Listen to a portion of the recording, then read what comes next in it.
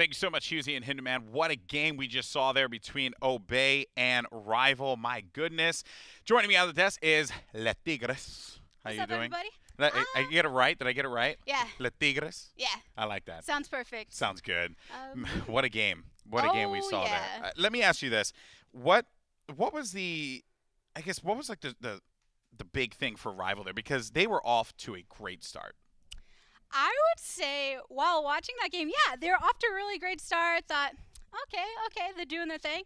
But Thoth was getting pretty big. But I think the moment that it turned was when Wolfie got caught out. Mm-hmm. And he just kind of threw over that pick to the enemy team, gave him a bit of confidence, closed up that gold gap a bit. And that was a moment when Obey said, Okay. All right. I think Wolfie was, sound like an Arrested Development character. Just, I made a big, tiny mistake. Oh, there, oh my God. so. You just made Arrested Development reference on the desk, folks. Just not note this for science. I made a huge mistake. Keep the recording forever. There you go. Okay, so a big moment in the game, though, was when Ataraxia survived. I mean, that was a That's pretty big true. moment.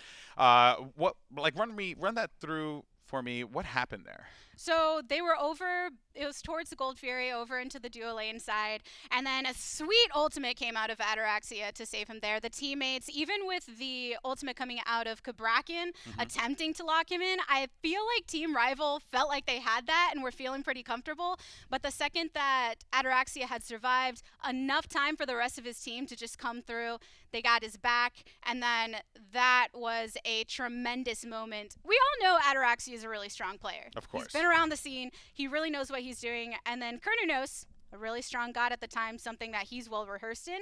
So that was something I think Team Rivals wasn't expecting him to survive, which completely threw him off guard a bit. Dare I say that play was a little hog wild, huh?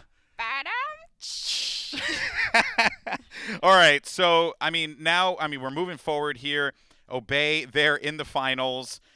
What do you want to see out of Obey in this finals matchup here? What do you think they could do?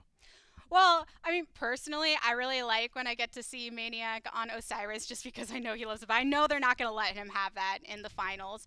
So I would say one thing is just having a really good form of disengagement somehow to protect against anything that the enemy team could potentially be throwing at them because they're carries, they want to keep them safe, try to allow them to snowball a bit.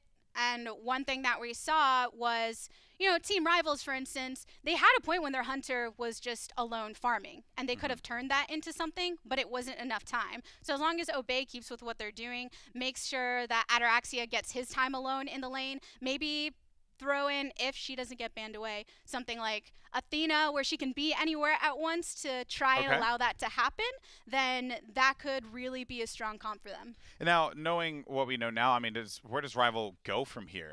This is a team with a lot of talent. Yeah, definitely a lot of talent. They were going against a really difficult team, of course, but I think a lot of it too was early on they had a plan. They knew what they were doing.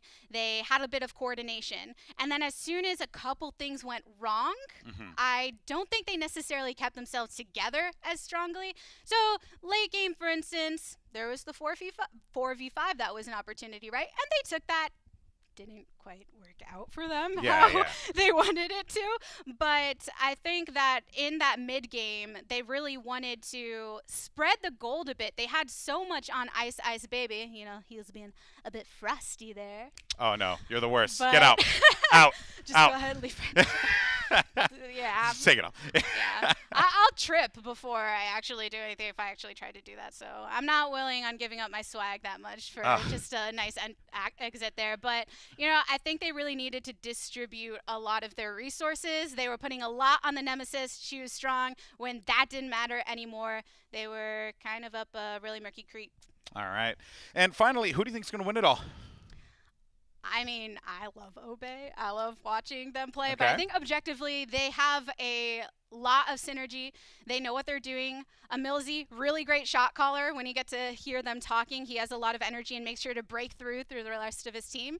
So, yeah, I think they'll be good. All right. Well, thank you so much, Latigris. And, guys, we're going to go to a break. When we come back, though, plenty more action here at Smite Masters 2017. Hey, what's up, folks? Tom Battinger here. On behalf of everybody that took part, thanks for watching The Caster. We really appreciate it. But if you want to dig even deeper and find behind-the-scenes action, some commentary, and all the other fun stuff, check out The Caster's YouTube page, youtube.com/TheCasterShow. We definitely appreciate it, and we'll see you later.